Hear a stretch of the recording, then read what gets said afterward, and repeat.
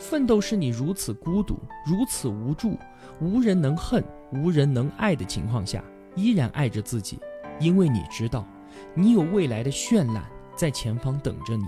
奋斗不是被人哄的，奋斗也不是必须有人关注了你才去做的。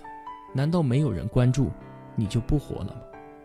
奋斗是一个循序渐进，让自己不断成长的过程，是一个日积月累的过程，是1年、2年、3年，甚至是5年、8年、10年，都没有显现出太大的改变。但实际上，它就像一只蝉一样的，已经在地下待了7、8年，终有一天破土而出。你不能在你破土而出的最后一瞬间，把希望给放弃掉啊！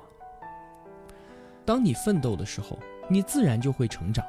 成长和奋斗是相连在一起的。一个没有成长的奋斗，那是原地打转，最多就是财富的增加。